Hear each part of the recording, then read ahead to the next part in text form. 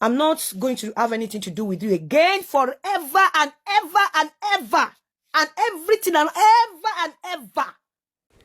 Ẹ̀yin tèmi ẹ kú dédé ìwòyí ẹ kú àsìkò yìí ẹ̀yin tèmi ẹ jẹ́ ká ganu sí i látẹnu àǹtí Yínká TNT láàárọ̀ yìí ẹ̀yin tèmi ẹ farabalẹ̀ ẹ wá nǹkan fìdílé tàbí kí ẹ fìdílé nǹkan láti mọ bí ó ṣe ń lọ láàárín àǹtí Yínká TNT pẹ̀lú LIZZY ANJORIN ẹ̀yin èèyàn ṣé ẹ gbàgbé wípé lẹ́nu ọjọ́ mẹ́ta yìí wàhálà ńlá láti ṣẹlẹ̀ láàárín Yínká TNT pẹ̀lú LIZZY ANJORIN ní báyìí ò Yínká TNT tún ti jáde láti wá sọ ọ̀pọ̀lọpọ̀ ọ̀rọ̀ nípa LIZZY ANJORIN ẹ̀yin èèyàn mi ẹ farabalẹ̀ wá nǹkan fìdílé láti gbọ́ nǹkan tó ṣẹlẹ̀ láàrin àwọn méjèèjì yìí. I've never had anything to do with you anyways.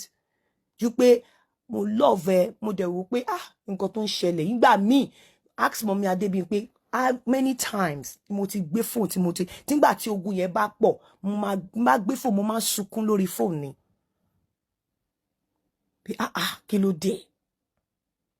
Mo máa sọ ẹkún lórí fóònù.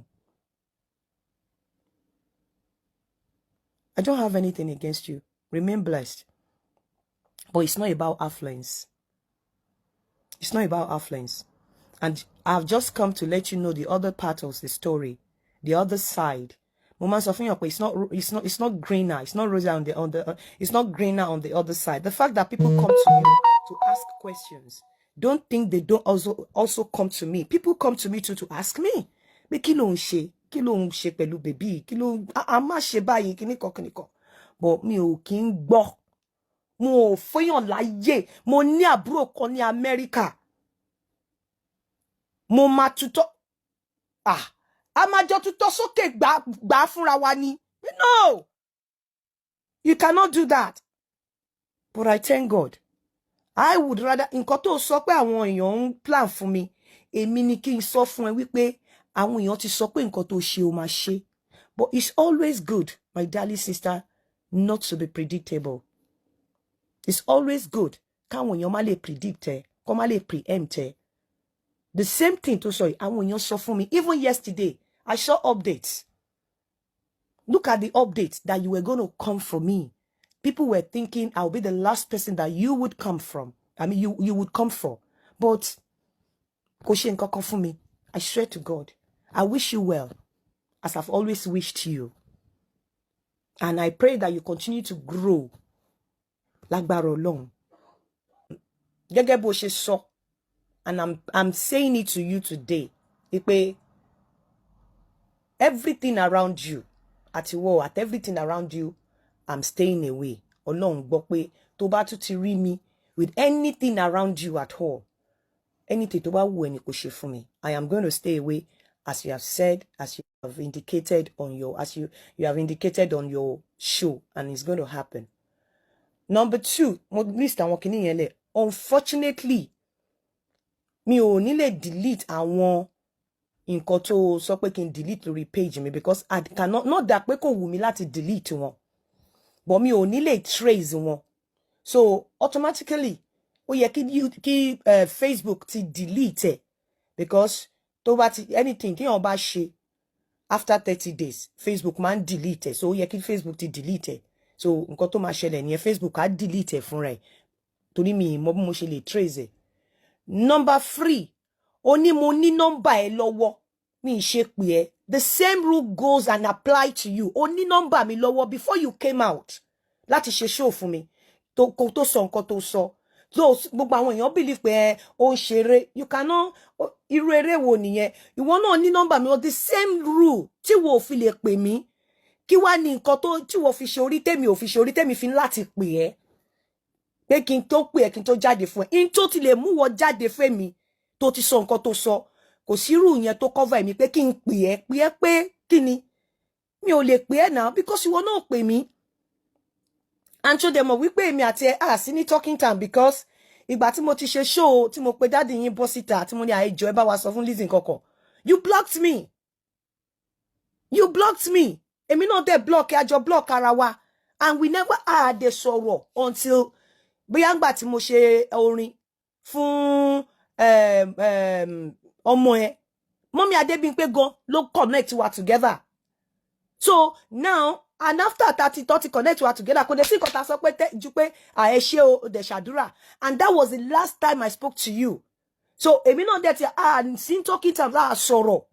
So the same thing tí wo fi lè pè mí òun náà ni ò lè mẹ́mi náà pè ìwọ. Ìyẹn gbọ́ títà ojoko.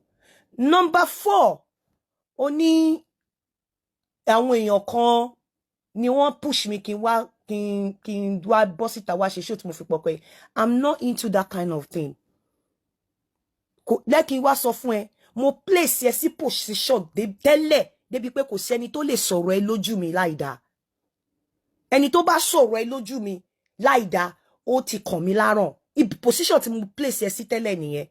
Kò sí ẹni tó tiẹ̀ tún lè sọ̀rọ̀ ẹ. Mo mọ̀ pé àwọn tó jẹ́ olóríire kankan tọ́rọ̀ ti pa mí pọ̀ nípa ọ̀rọ̀ ẹ, ó ṣeé ṣe kó jáde kó ṣe show lórí nǹkan tó ṣe. Ẹni tó kò sí anybody tó bí dá láti lè sọ̀rọ̀ ẹ ní ojú mi ní position tí mo place ẹ sí. Títí kọ̀rọ̀ bí iṣẹ́ tí mo ti ṣiṣẹ́, mo láwọn èèyàn tó níbi tí mo ti ṣiṣẹ́ tẹ́lẹ̀ tó máa bú mi pé ó ti láìkọ tí máa dúró tì wọ́n ni. So kò sẹ́ni tó ever wá push èmi pé kí n lọ ṣe show. Ṣé mi jẹ́ ọmọdé ni téèyàn máa remove control, téèyàn máa control pé lọ ṣe show, lọ ṣe kíní kan. Kò sẹ́ni tó bẹ́ẹ̀ láti sọ.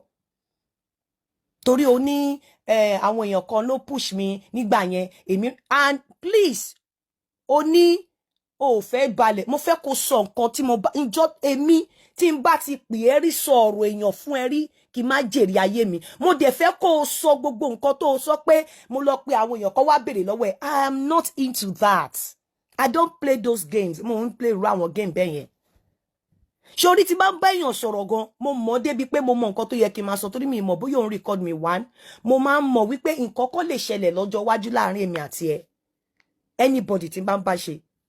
So àwọn tó ní mo rán sí ẹ, tí bá rányàn sí ẹ, tí bá báyàn sọ̀rọ̀ lórí fóònù ẹ, rí àríkẹ́ ni. Mo dẹ̀ béèrè pé ń pa ilẹ̀ nígbà tí mo rò bí mo fẹ́ rà. Mi ìbáyàn kankan, mi ìrán èèyàn kankan sí ẹ pé ẹ lọ béèrè nǹkan lọ́wọ́ ẹ. Tó bá dẹ̀ jẹ́ bẹ́ẹ̀ ni, mo dọ̀bù díẹ̀, mo challenge Lizzy jọ torí Ọlọ́run. Mo bẹ̀ nítorí Ọlọ́run. Mo fi gbogbo nǹkan tọ́lọ́run ti ṣe fún ẹ láyé, mo fi bẹ̀, mo fẹ́ kó sọ síta. Má bò mí. Má cover mi. Tó bá yẹ pé lóòótọ́ mo rán àwọn èèyàn sí ẹ kó wá béèrè nǹkan lọ́wọ́ ẹ, má cover mi. Má bò mí. Nǹkan kan tó dá mi lójú ni wípé gbogbo àwọn èèyàn tí mo ti bá sọ̀rọ̀ ẹ láyé, ìjà ni mo bá wọn jà. Pé láyé ẹ fọmọ ilẹ̀ kí ló ṣe nǹkan kan. Then no dey make sure o mention nǹkan kan. Ó ní mi dẹ̀ fẹ́ gbàgbé kíní yẹn o. Ó láwọn kan ló fẹ́ destroy mi, kò sẹ́ni kankan tó fẹ́ destroy mi. Lórí bí kò sẹ́ni kankan tó push mi sí ẹ. Àwọn èèyàn ever push mi sí ẹ. Àwọn èèyàn tí ẹ lè ráyè push mi sí ẹ. Nítorí mi ò fi àyè yẹn sílẹ̀. Tó bá gbọ́ téèyàn bá wá bá ẹ, tó bá wá sọ̀rọ̀ sí ẹ, dídá náà máa sọ fún pé ó jáde lẹ́nu mi nípa ẹ. So tó bá ní anything otherwise, bóyá àwọn tí mo rán sí ẹ, bóyá àṣírí o, ó láṣírí mi kankan lọ́wọ́ bí mi ṣe láṣírí ẹ kankan lọ́wọ́ torí pé mi ṣàṣírí pamọ́ síbi kankan. Gbogbo bí tí mo rìn sí, mi ì bá bẹ̀ jẹ́, mi ì ṣe nǹkan tí ò dáa, mi ì hùwà mọ̀nàmọ̀nà ń bẹ̀. So tó bá ní anybody tó wá sọ fún ẹ pé mo sọ báyìí, wọ́n parọ́ ni o. tó ẹ̀yin èèyàn mi ẹ ṣàdúgbò àwọn ọ̀rọ̀ yìí tí àǹtí Yínká TNT sọ. Ẹ̀yin èèyàn mi láàrin Lizzy Anjorin àti àǹtí Yínká TNT tálẹ́rò bóyá ó jẹ̀bi èèyàn kan náà méjèèjì nítorí ọ̀rọ̀ yìí kò tiẹ̀ yé wa mọ́. Ọ̀rọ̀ yìí ó ti kọjá ibi tí a fi sí o. Ẹ̀yin èèyàn mi ẹ jẹ́ ká pàdé ní comment section láti sọ̀rọ̀ nípa ohun tí ẹ lérò pé ó ṣẹlẹ̀ láàrin àwọn méjèèjì tí ẹ wo nu fídíò yìí. Ìrányàn kankan sí ẹ rí o. Mi ìrányàn kankan sí ẹ rí. Mi ìrán èèyàn kankan sí ẹ rí.